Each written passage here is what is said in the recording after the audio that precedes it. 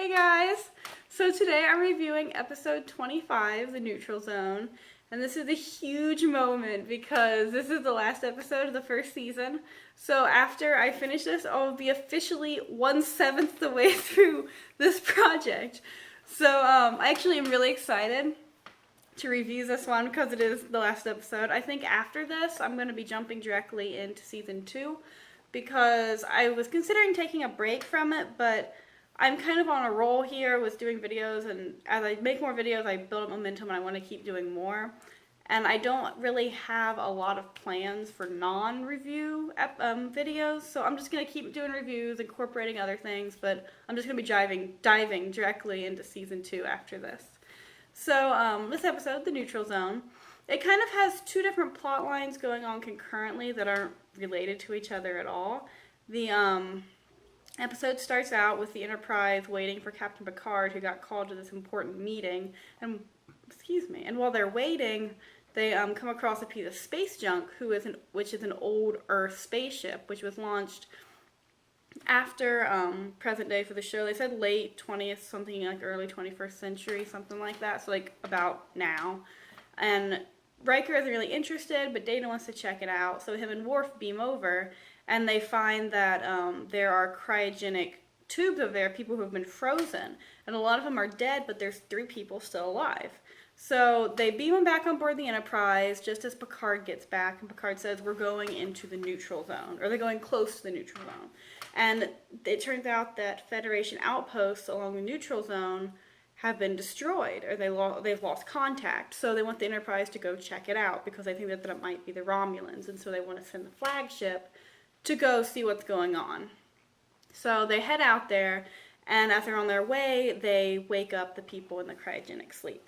And I forget what their names are, so they're just going to be called the woman, the rich annoying guy, and the country music guy. So they wake them up, and the rest of their part of the episode is just them adapting.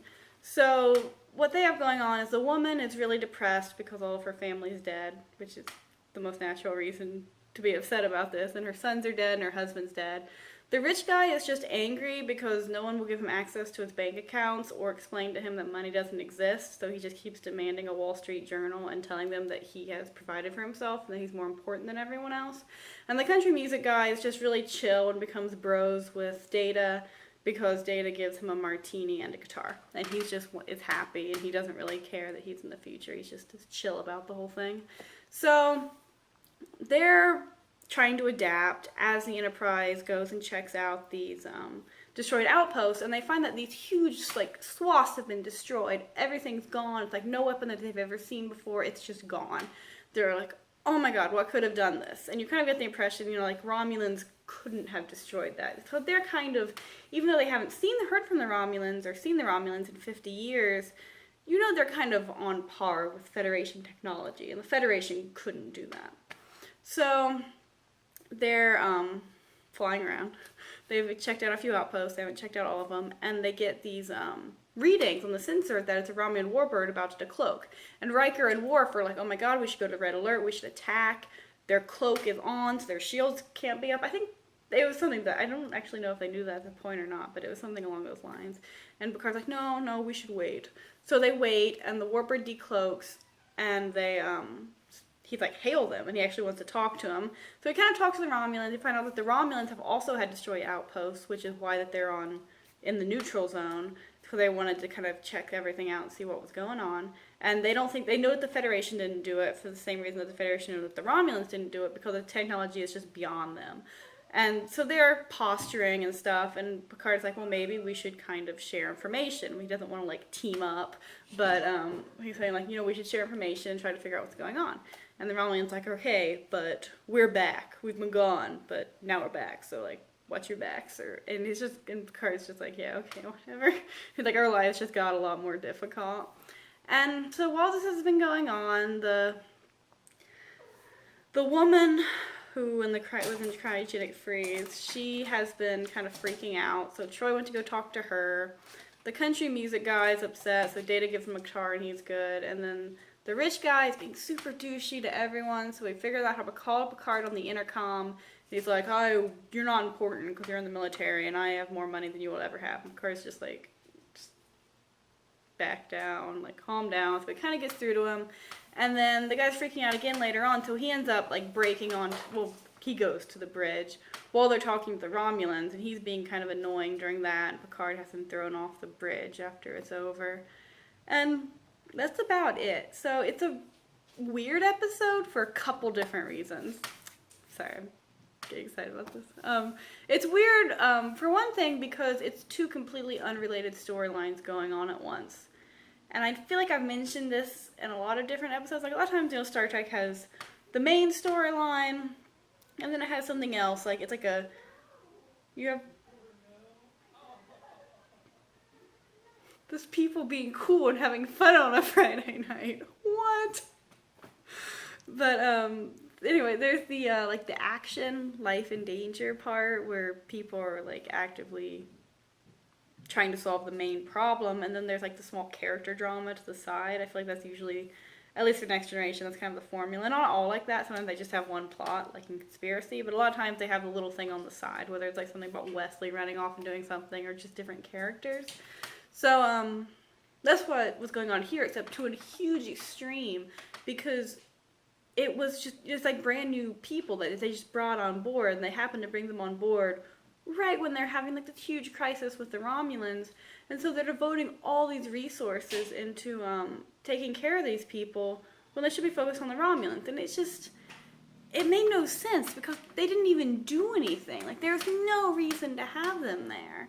And so at the point when they're meeting the Romulans, Deanna is off with the woman showing her genealogy and showing that she's related, that some of her descendants are still alive on Earth, which is, important because she's going to have to reacclimate to life, and it'd be nice if some of her descendants could help her. But, like, they're meeting an alien race for the first time in 50 years, and it's the Romulans, who they think have destroyed some of their colonies, and Deanna Troi isn't on the bridge. And it's like, she should be there. Like, I don't actually know how much Deanna does, but, like, she's empathic. Like, she should be there. And, like, they're coming towards the neutral zone, and Data's down talking to Guitar Guy, and Riker calls him. He's like, Riker, or Data, get to the bridge. We're almost to the neutral zone. It's like, shouldn't you be there? It just seemed like it was a distraction both for the viewer, because the viewer wasn't super invested in these characters, because we've never seen them before. And it's a distraction for the people in the show, because they have Romulans to fight. They don't have people to coddle. So, God, I'm so sorry. I just got back, it's only like 8:30, and I got back from dinner with my sister, but this is like bedtime for me, so I'm pretty tired. But, it just felt really awkward, kind of shoehorned in there, and it's just, I think, I was glancing at the Wikipedia page. I don't, like, always read everything about them, but I was kind of curious. And it said that they meant for it to be a 2-part episode, because I think this is the only ending that's not a 2-parter. Which kind of explains, like, why it was... Because they could have done a lot more with the episode, and they didn't, and then it just kind of ended. So I feel like it could have ended with, like, a cliffhanger and been like, next episode we're actually going to fight the Romulans, but then they don't. And it's just like, literally nothing happened. Which is the second reason this episode's so weird, because you get to the end... I realize I've been babbling for a long time, so I'm trying to get back on track. You've been watching it for so long, and then the Romulans show up, and you're like, oh my god, the episode's starting. And then 3 minutes later, the episode ends. It's like, really how it goes. And it's like, it's a lot of build-up, and a lot of, like, waiting around, and getting to the neutral zone, and investigating, and then all of a sudden it's gone. And it's over.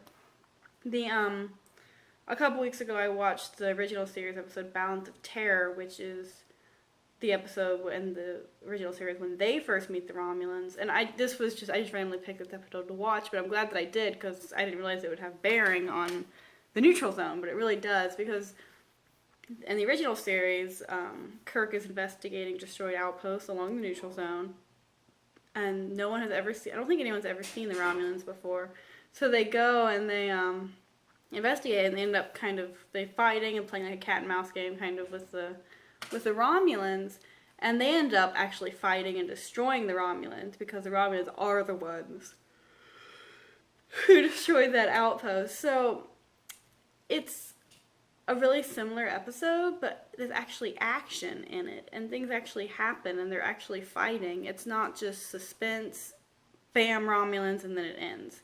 And I get like why they did it like this, because you don't want to make the Romulans the main enemies in this show, because like Next Generation, they've evolved a little bit. They have more of a they have a different relationship with the Romulans. They're still like enemies, sort of, but they're not. It's just different. They don't want to make the Romulans the main bad guys in the show, which I think is why they didn't introduce them until the end of the first season. And they don't introduce the Klingons until later on either. So you have like the Borg and stuff as the main enemies. You don't have the Romulans. And so I'm not upset because they didn't fight the Romulans. I'm upset because literally nothing happened with the Romulans.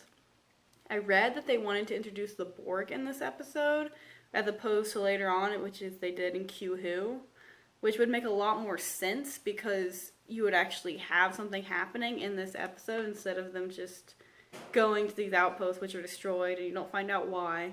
And then there's Romulans there and then they go their separate ways. So it just feels unfinished. And the whole thing with the cryogenic sleep just feels like fan fiction. I don't know, it's